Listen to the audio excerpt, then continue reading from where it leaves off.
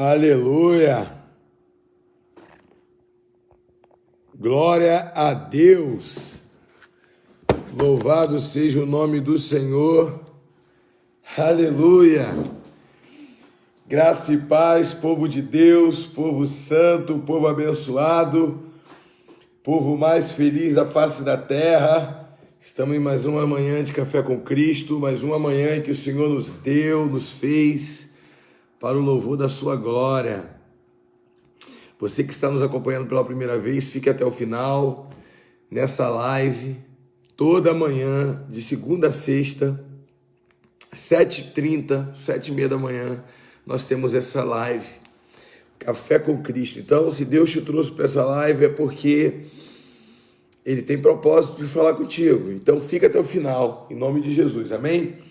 E você que já está nos acompanhando, você aí que já tem todo dia de manhã, está junto conosco nessa reflexão, nesse momento de adoração ao Senhor, marque o máximo de pessoas que você puder, marque os seus amigos, colegas, vamos alcançar aí os perdidos, alcançar as pessoas, amém?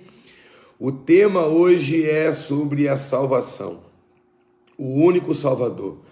Eu tenho sentido desejo no meu coração de começar a esmiuçar alguns temas no Café com Cristo sobre salvação. Então, vários temas, né? Porque a salvação tem que ser compreendida de várias formas. Embora o único caminho é Jesus Cristo, mas a compreensão ela é multiforme. Então, nós vamos agora louvar o Senhor com uma canção. Glória a Deus. Que fala sobre isso. A palavra venha limpar o coração, a mente dos teus filhos, venha alcançar destino nos corações para aqueles que estão carentes da tua palavra. Que venha gerar fé naqueles que são teus filhos e que o Senhor possa restaurar, Senhor, a vida, a mente, o coração, toda a estrutura espiritual daqueles que estão querendo desistir. Em nome de Jesus. Em nome de Jesus, fala conosco, Senhor. Fala conosco nessa manhã. Em nome do Senhor Jesus. Em nome de Jesus, Pai. Amém. Amém. Glória a Deus. Glória a Deus. Aleluia. Uma manhã abençoada dessa. Nós começamos ontem uma semana poderosa com a palavra profética. E hoje, no Café com Cristo, temos uma palavra de salvação, amado. Então, vamos compartilhar com o máximo de pessoas aquela pessoa que você quer ganhar para Jesus, aquela pessoa que você quer que se converta a Jesus Cristo. Então, você vai marcar ela, e ela vai ter um encontro com Jesus, e essa palavra vai entrar no coração e na mente, e ela vai ser salva. Amém? E você que já é crente, essa palavra vai fortalecer essa estrutura de salvação na sua vida. Amém? Hebreus capítulo 1, versículo 1 diz assim: Deus, que várias vezes e diversas maneiras falou no passado aos pais pelos profetas, nesses últimos dias falou-nos pelo seu Filho, a quem constituiu o herdeiro de todas as coisas, por quem fez também os mundos, o qual, sendo o resplendor de sua glória e a imagem expressa de sua pessoa, e sustentando todas as coisas pela palavra do seu poder, havendo feito por si mesmo a purificação dos nossos pecados, assentou-se à destra da majestade nas alturas, tendo sido feito tanto melhor do que os anjos, assim obteve por herança um nome mais excelente do que eles. Depois nós vamos ler também o capítulo 2, do versículo 10 ao 12. Amém? Mas vamos falar de salvação. O que nós entendemos de salvação, amados? Nós entendemos como salvação. Existem muitas formas de salvação ou de salvamento. Vamos ver. Uma pessoa que está ilhado no meio de uma enchente. Uma pessoa que foi salva ou que salvaram da catástrofe que houve quase 19 anos atrás, né? Não, 15 anos, 16 anos atrás, que apavorou o mundo, a tsunami lá na Índia, na Indonésia, em Bangladesh, aquela região ali.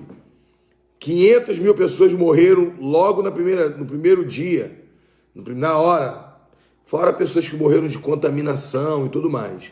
Então, acredito também que teve pessoas que foram salvas ali na hora, e também que pessoas foram salvas de desinterias e de tantas outras coisas, doenças, fome, pestes que ocorreram por causa da enchente, contaminação, de esgoto.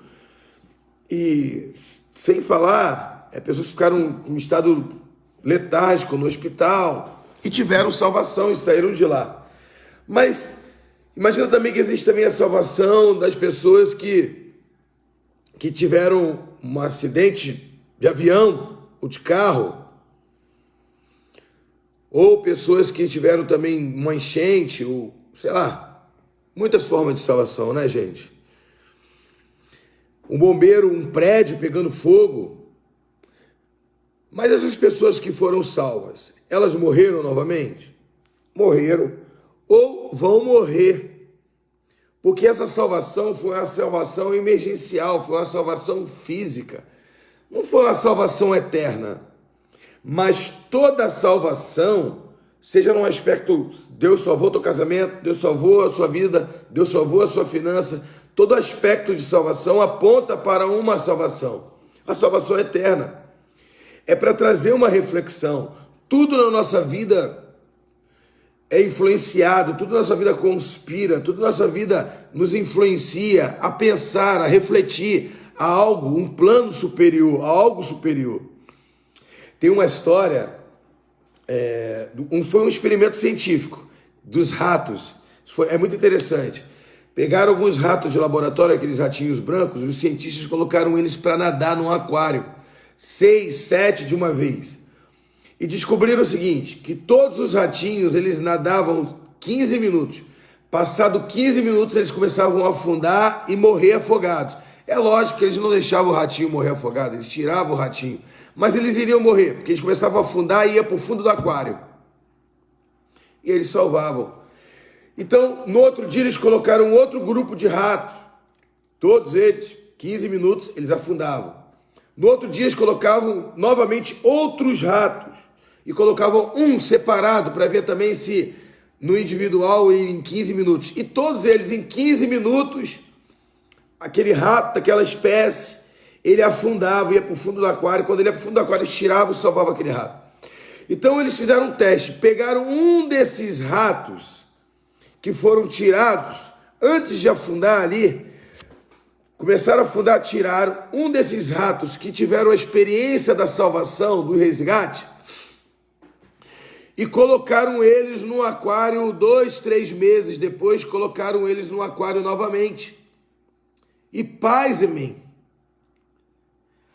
quando deu 15 minutos, o ratinho continuou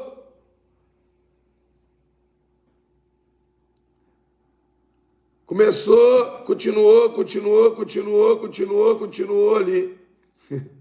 Ali os ratinhos começaram e continuaram, o ratinho continuou nadando.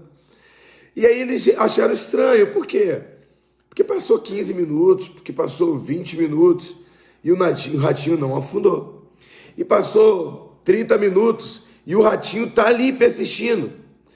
O que levou esse ratinho a nadar muito mais do que isso? O que levou o ratinho a nadar mais 10 minutos, mais 15 minutos, mais 20 minutos? Foi a esperança da salvação. Não é tremendo, amado? A esperança da salvação. É isso aí. Ele foi tirado uma vez, ele veio na mente dele, na mente animal.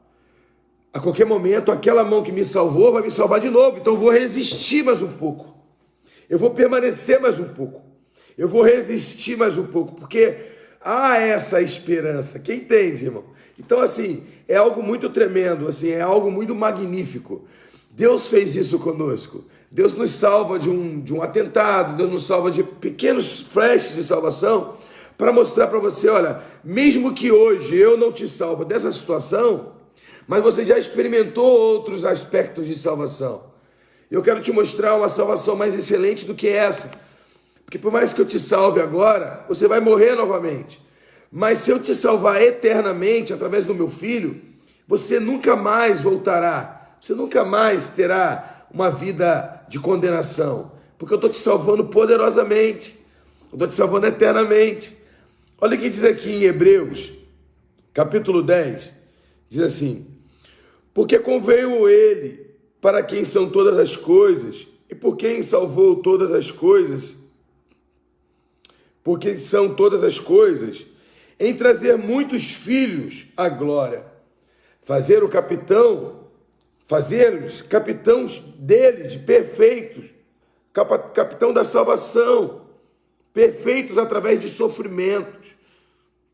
Ou seja, Jesus, nós fomos capitaneados por Jesus. Jesus é o capitão da nossa salvação. E ele não é um capitão como Capitão América, heróico, que saiu ali, não. Ele é o capitão, foi de uma forma diferente, foi através do seu flagelo, foi através da sua dor, da sua simplicidade que ele nos salvou. Porque tanto o que santifica como os que são santificados são todos um, por cuja causa ele não se envergonha de lhes chamar de irmãos, dizendo: anunciarei o teu nome aos meus irmãos, no meio da igreja cantarei louvores, e outra vez porei nele a minha confiança, e novamente contemple a mim e aos filhos que Deus me deu. Ele está querendo dizer, olha, eu estou me manifestando como um homem para morrer e sofrer, para que possa dar vida a vocês. Sabe, Deus sempre quis colocar dentro de nós o entendimento da salvação. Sabe, teve um rapaz aí que comentou agora na live, né, a respeito de religiosos, vocês religiosos, acredito que esteja assistindo a live ainda. Eu não dou respostas a ninguém que me agride, né? Mas aquele que tem uma pergunta respeitosa, sempre merece uma boa resposta. Nós não somos religiosos, amados, nós pregamos Jesus Cristo crucificado, que morreu e ressuscitou, e morreu por mim e morreu por você também. Morreu também para você ser salvo e encontrar o caminho da salvação, porque Ele te ama. Amém?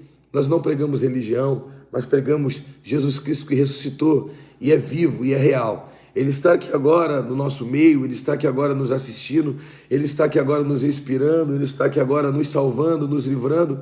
Então Ele não é uma religião, Ele não é um método, Ele é o Senhor das nossas almas. Jesus é o único caminho, a verdade e a vida. Amém? Então Deus te abençoe. Você entrou nessa live aí, não foi à toa, foi porque Jesus também quer falar com você, tá bom? Então Deus te abençoe em nome de Jesus. Seja sempre bem-vindo estar conosco aí e participar dessa live.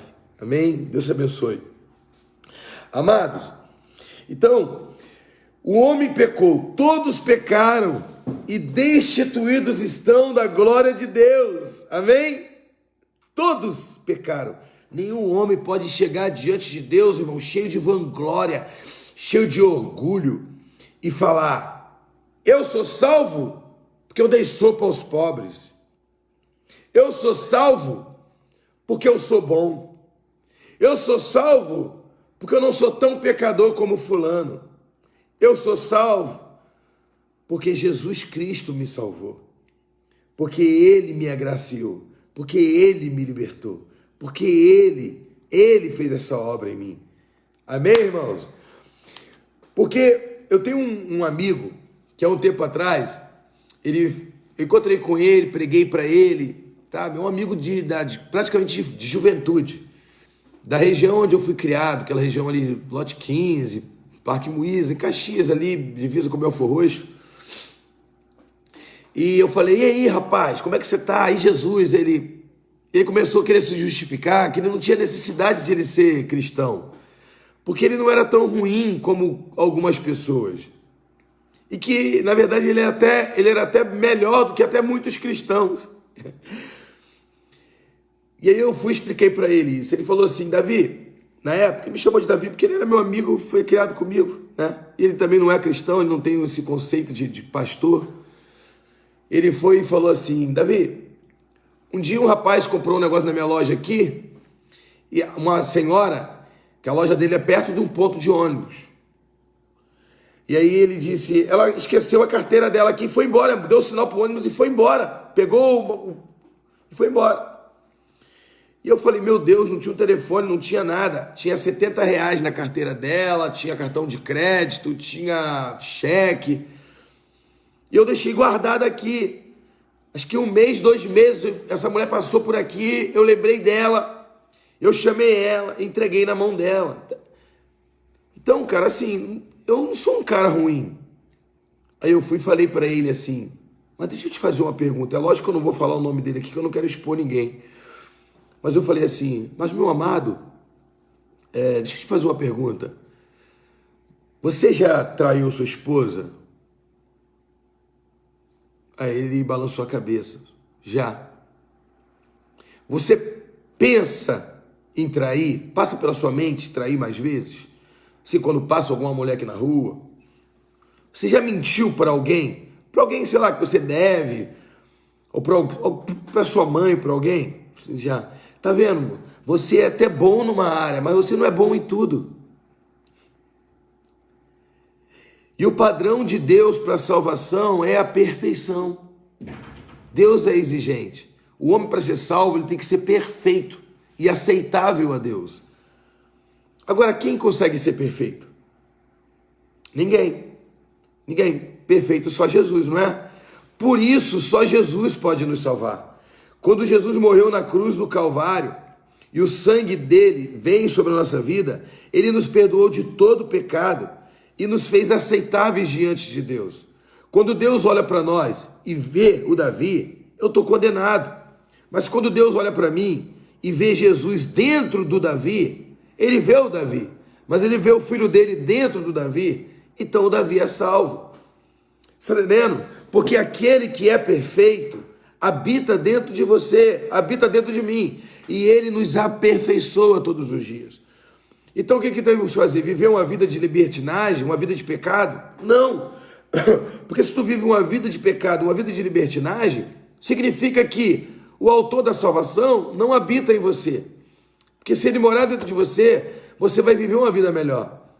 Então, você vai errar durante a sua caminhada. Você vai sentir desejo de pecar, você vai sentir desejo de bater em alguém, você vai sentir desejo, mas ele dentro de você e o Espírito dele dentro de você vai estar sempre te convencendo, dizendo, ei, isso não é, eu não dei a vida para você viver dessa maneira. Eu não morri na cruz do Calvário para você viver dessa maneira. E aí você vai lá e pede perdão para aquela pessoa que você errou. Você vai lá e se conserta com aquela pessoa que você errou. Você vai lá e você está entendendo? Você se conserta, porque o Espírito Santo habita em você. O maior indício de uma pessoa que é salva é o arrependimento e o conserto diário. É a regeneração. É buscar a regeneração no Senhor. Você está entendendo? Então Deus, ele criou esse sistema de processo desde os antigos profetas. Olha o que ele diz. Desde os profetas, ele tem falado aos nossos pais, aos nossos antepassados, que nós deveríamos nos arrepender, que nós deveríamos entregar nossa vida ao Senhor. Mas hoje, Deus tem falado conosco através do seu Filho, não é mais através dos profetas. Ele enviou o seu Filho, ele comunicou essa salvação, e ele mesmo criou os mundos, ele mesmo criou o céu e a terra. Ele está querendo dizer, ele se esvaziou de sua glória e veio como homem, falou conosco, ministrou a nós, pregou a nós, falou conosco.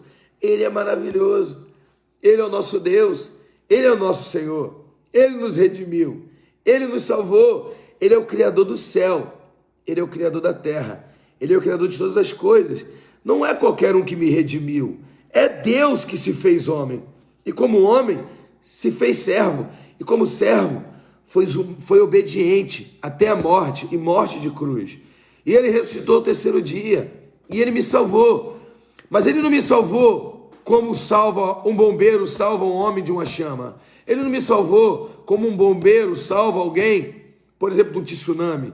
Ele me salvou eternamente, através do teu sangue, ele me perdoou, ele te perdoou. Então, irmãos, a salvação está disponível para cada um de nós. O homem só precisa aceitar Jesus como Salvador. É o primeiro passo, ele aceita Jesus como Salvador, Jesus passa a morar na vida dele. E agora Jesus começa a restaurar esse homem. Jesus começa a trazer uma obra de restauração. Eu costumo dizer, irmãos, que a salvação, ela é no ato. Quando você aceita Jesus como Salvador, Ele te salva na mesma hora. Porém, a santificação, ela é um processo. A santificação é um processo.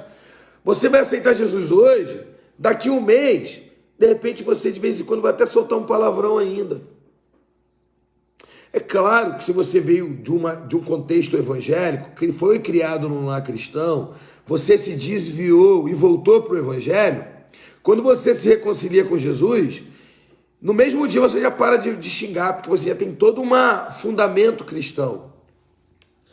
Mas eu estou falando assim, você veio de uma vida que não é fora do cristianismo, de uma outra religião, ou você veio do ateísmo, você não tem nenhum senso de moralidade cristã, não tem nada. E aí você aceitou Jesus, recebe essa palavra hoje, e aí você bate com o dedinho na quina da porta, e aí você dá um grito, né? Xinga o palavrão. Aí vem alguém e diz assim, ué, mas você agora não é crente? Aí você vai e fala para essa pessoa assim, não, me perdoa, gente, foi um mau testemunho da minha parte ter xingado esse palavrão. Eu sou novo convertido e eu estou num processo de mudança, mas Deus está trabalhando na minha vida. E aquilo ali já começa a te dar um certo equilíbrio e você começa a entender, olha, Senhor, me ajuda a vencer isso. Eu não quero nunca mais xingar o palavrão, porque agora eu sou evangélico e eu sou cristão e eu te sirvo. E aí vai passar uns 5, 6 meses, você vai sentir vontade de bater em alguém, vai sentir ira, vai discutir com alguém no trânsito. E aí você vai se sentir também ali acusado, dizendo, nossa, eu sou cristão, isso não condiz a mim. Esse sentimento ruim, esse sentimento de acusação, isso é proveniente da nossa consciência. O Espírito Santo trabalha na nossa consciência para produzir um arrependimento. Isso é natural. Mas não é para você ficar se sentindo menos do que ninguém. Nossa, eu não sirvo para ser crente, não. Não é assim. Não é assim. Somente larga e pede a graça de Cristo. Senhor, eu estou tão arrependido de ter discutido com aquele homem no trânsito. Vai que eu encontro com ele amanhã dentro da igreja, ele vai pensar, nossa, esse cara é crente, cara que bateu de boca comigo. Eu não quero mais fazer isso. Me ajuda, Jesus. Pula essa etapa e avança para outro nível. Vai que daqui a um ano você discute de novo com alguém no trânsito. Mas aí você de novo, Senhor, te pedir perdão de novo por esse erro. Senhor, eu estou tão mal, não estou legal, eu sei que eu poderia ter feito melhor. E aí você vai sentir o Espírito Santo falando no teu coração, filho, enquanto houver arrependimento no seu coração, é porque eu estou trabalhando na sua vida. Só não discute mais, avança. Vai chegar um momento que você nunca mais vai discutir com ninguém no trânsito. E nunca mais vai xingar um palavrão. Mas você vai falhar em outra área. Talvez num problema familiar. Talvez num pensamento, numa atitude. E você vai fazer a mesma coisa. Porque a santificação é um processo na nossa vida. O problema é que tem pessoas que abrem mão da salvação eterna por causa de um pecado, de uma acusação ou de um erro. Não, irmãos. É lógico que aquele que aceitou Jesus como Salvador, o pecado, ele tem que ser acidental em nossa vida, não pode ser premeditado. Porque quando você premedita o pecado, significa que o temor saiu do seu coração. E aí você está fora. Um dia uma pessoa me perguntou assim, apóstolo, como que eu sei que eu estou salvo? Eu disse, a salvação é pela graça, é dom de Deus, não vem de homem. E como é que eu sei que eu sou salvo? Eu fui alcançado pela graça. Então eu disse o seguinte, a graça, ele nos coloca, ele nos faz ser desejosos de salvação. A graça nos deixa desejosos de salvação. Ou seja, que isso? Como assim desejosos de salvação? A graça nos deixa desejosos de santificação. Quando um homem comete um erro, a graça começa a despertar no coração dessa pessoa. Ei, pede perdão, se conserta. E tu ficou com aquele sentimento ruim no teu coração, E logo aquele sentimento passa, é Deus te afirmando, pronto, você foi perdoado. E aí você avança. E aí quando você pensa em cometer aquele mesmo erro que você cometeu antes, tu fala, rapaz, a última vez que eu cometi aquele erro, eu fiquei com um sentimento ruim no meu coração. Eu não vou fazer isso não. Entendeu? Quando uma pessoa marca na porta do motel com uma mulher, aquele homem ali, ele não cometeu um pecado como um cristão, ele cometeu um pecado como um pecador. Há uma diferença de um pecador para um santo. Qual a diferença? O pecador, ele não se arrependeu do pecado, ele tem uma natureza de pecado e ele também é pecador. Agora, qual é a diferença daqueles que foram santificados em Cristo? Eu, você. Nós somos santos lutando contra o pecado. Temos uma natureza de pecaminosidade que fica lutando para nos conduzir ao pecado. Mas também nós temos uma natureza nova de Cristo Jesus na nossa vida. E fomos santificados por Ele. E quando somos atingidos pelo pecado, vem aquela manchinha preta, aquela manchinha escura, né? Aquela manchinha de trevas, não é uma manchinha, pelo amor de Deus, tá, gente? Sou preconceituoso não, tá? Tá relacionado a pecado, a sujeira, não a pessoas, tá, gente? Sujou ali, então, você vai lá, vai te incomodar, você vai pegar uma escovinha, uma buchinha e vai lavar, você tá entendendo? Então é mais ou menos assim. Você não é o santo dos santos é Deus, mas nós somos santificados, nós não somos santos por nossa conta própria. Nós somos santos porque fomos santificados no Senhor, porque Jesus nos santificou para viver uma nova vida com Ele, uma vida de harmonia com Ele. Então aquele que está com Cristo, nova criatura é, ele não premedita mais pecado.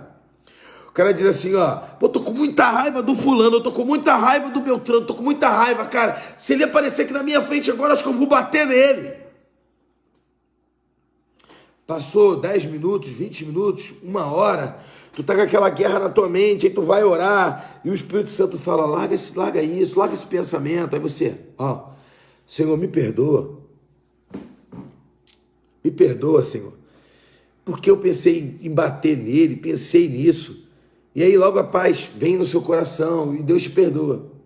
Agora, o homem que não está debaixo da graça, ele pensa, no dia que eu encontrar com o fulano, eu vou arrebentar ele. Passa 1 dia, passa 2 dias, passa 10 dias, 20 dias, ele encontra esse cara na rua e bate nesse camarada.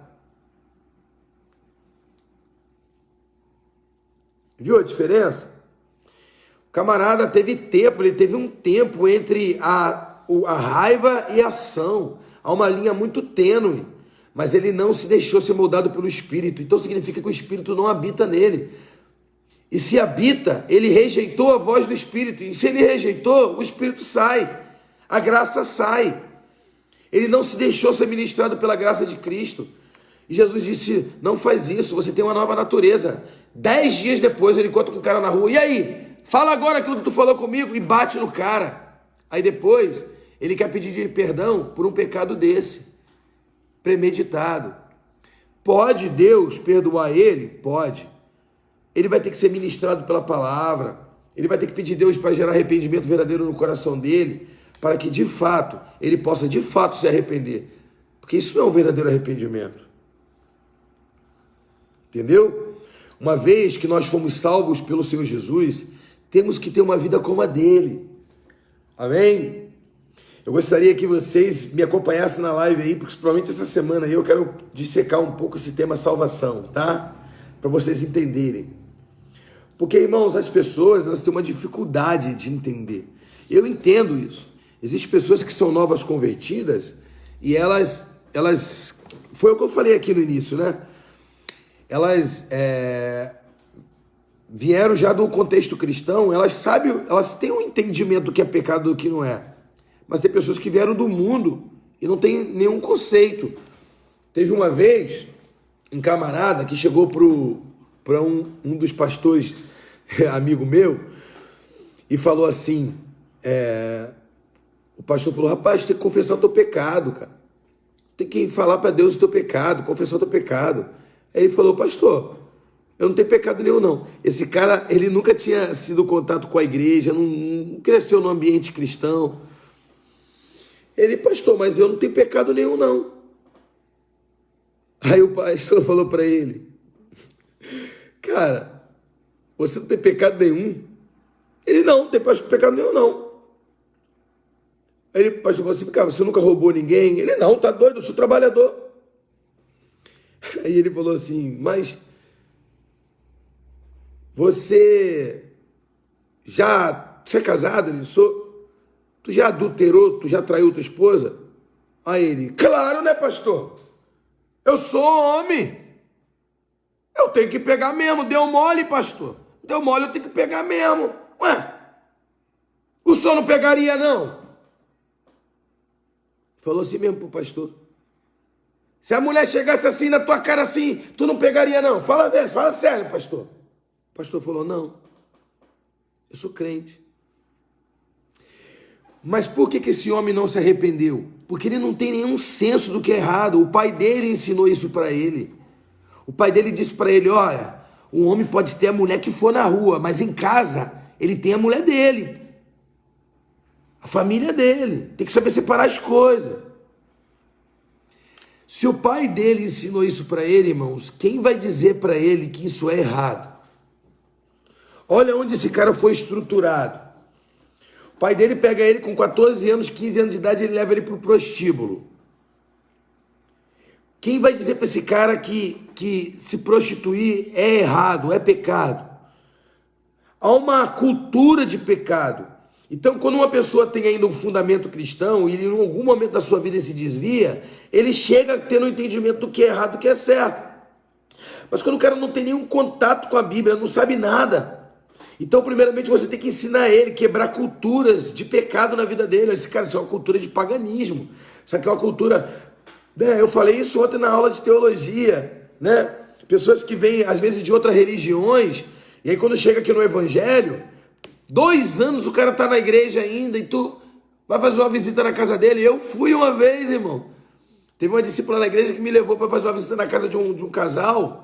Quando eu cheguei lá, atrás da porta tinha um olho de boi dentro de uma garrafinha.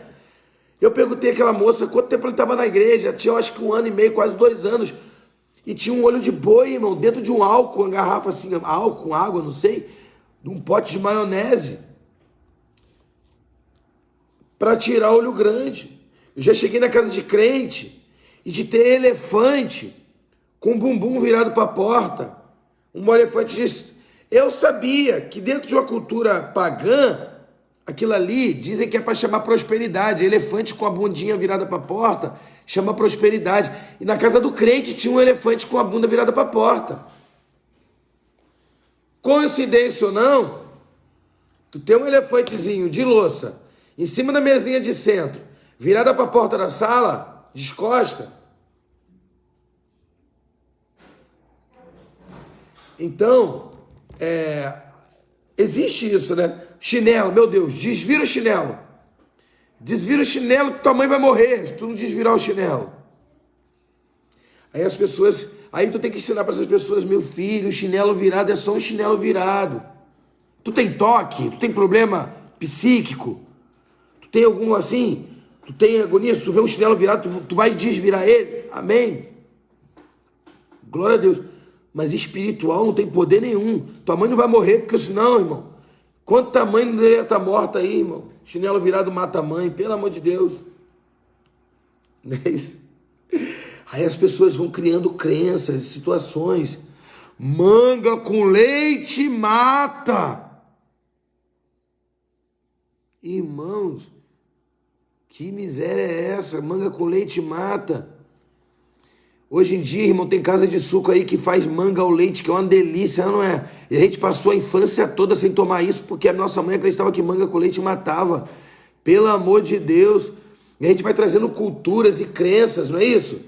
Isso vai impregnando. Isso vai dificultando o entendimento bíblico. Então nós temos que quebrar a cultura. Temos que quebrar essas culturas antes de estabelecer a cultura do céu. São culturas quebradas e vão entrando, vai saindo um pouco de cultura da terra, cultura de outras crenças, de misticismos, e vai entrando a presença de Deus, o entendimento de Deus. Amém, irmãos? Então, glória a Deus. Então nós vamos avançando no conhecimento de Deus. Por isso o apóstolo Paulo diz que nós temos que renovar nossa mente. O apóstolo Paulo diz em Romanos 12, temos que renovar nossa mente no entendimento da palavra, para experimentar qual seja boa, agradável e perfeita vontade de Deus. Amém? Glória a Deus. Não interessa, irmãos. Aí a pessoa vai falar assim, poxa, mas como é que pode uma coisa dessa? Deus Todo-Poderoso perdoar uma pessoa pecadora igual a mim. Cara, eu sou só um homem pecador. eu acho que Deus nunca também vai me aceitar. Eu não vou para a igreja, não vou perder tempo não, cara. Eu já roubei, já menti, até matei. Eu fiz coisas terríveis. Como é que Deus vai me perdoar? Aí ele cria, irmãos, um sistema de autoculpa e de... Deus já perdoou o camarada há muito tempo, mas ele mesmo não conseguiu se perdoar. Então é um cárcere que não tem nada a ver com Deus, tem um cárcere privado, literalmente privado, um cárcere nele mesmo. Deus te perdoou, irmão, então você tem que se perdoar. Só que Pedro se arrependeu.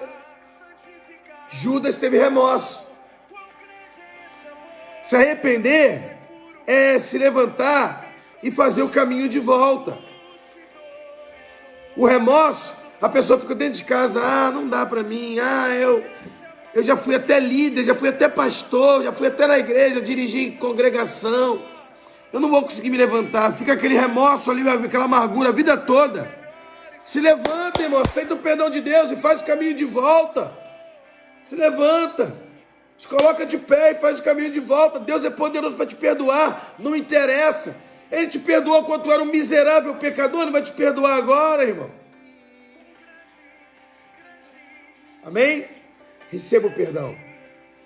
Senhor Jesus, eu sei que tu já perdoou aquele que se arrependeu verdadeiramente. Escreve o nome do teu filho no livro da vida. Salva ele. Muda a história do teu filho. Tira essa culpa de cima dele. Aquele que ouvir essa live, Senhor, possa entender que tu és um Deus perdoador, que tu és um Deus que salva, porque a salvação não tem condições para ser salvo. A salvação é incondicional, porque nós não somos capazes de sermos salvos, mas só a tua graça pode nos salvar e nos redimir. Em nome de Jesus, muito obrigado, Senhor. Muito obrigado pela tua salvação. Muito obrigado pela tua salvação. Aleluia. Amém. Amém. Glória a Deus. Aqueles que são salvos, digam amém. Aqueles que foram aceitar a salvação, digam aleluia. Amém? Compartilhe essa live aí com mais uma das pessoas que você puder. Deixa eu dar um aviso rapidamente.